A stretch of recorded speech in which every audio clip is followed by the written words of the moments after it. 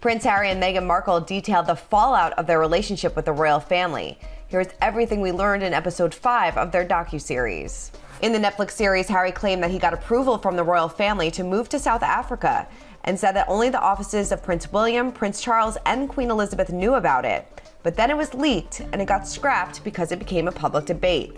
Now, in January of 2020, it happened again when Harry proposed that they move to Canada, which Prince Charles requested to be in writing. Harry said it became clear that the institution leaked the fact that we were going to be moving back to Canada. And the key piece of that story that made me aware that the contents of the letter between me and my father had been leaked was that they were willing to relinquish our Sussex titles. That was the giveaway. And I was like, wow, our story, our life literally got taken from underneath us. After being told that he could have time with the Queen and then he could not, Harry returned to London to meet with his father, the Queen, and his brother at Sandringham without Meghan. He said, but once I got there, I was given 5 options, 1 being all in, no change, 5 being all out. I chose option 3 in the meeting, half in, half out, have our own jobs, but also work in support of the Queen. It became very clear, very quickly, that goal was not up for discussion or debate. It was terrifying to have my brother scream and shout at me, and my father say things that just simply weren't true, and my grandmother, quietly sitting there and sort of taking it all in. Harry said that one of the saddest parts of his exit of the royal family was that it created a wedge between he and his brother, but he understands that that is his inheritance. However, after the meeting at Sandringham in January 2020, Harry recalled a story in the UK about the royal exit being linked to William bullying them.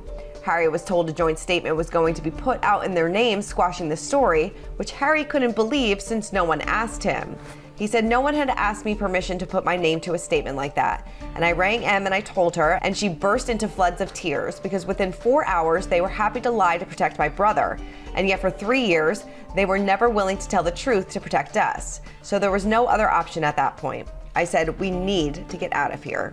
It was explained by CEO of Bot Sentinel Christopher Boozy that 70% of the hateful content about Meghan came from just 83 accounts on Twitter, who were determined to slander her and claim that Meghan's half-sister, Samantha Markle, was involved, which Samantha denied. Meghan said, I'm a mom. This is my real life. And that's the piece when you see it and you go, you are making people want to kill me. It's not just some story. You are making me scared. Looking down my hallway like, are we safe? Are the doors locked? Is security on? That's real. Are my babies safe? For the final royal appearance, the pair attended the Commonwealth service at Westminster Abbey in March of 2020. This was the first time that she saw senior members of the royal family since announcing her exit. Harry said, I felt really distant from my family, which was interesting because so much of how they operate is about what it looks like rather than what it feels like. And it looked cold, but it also felt cold. After their departure, Harry claimed that he was informed that he and Meghan would be losing their royal security and everyone knew their location. He said that there comes a point where you're worried about what could happen next, and therefore you got to do what I guess any husband and father would do, which is get the hell out of there.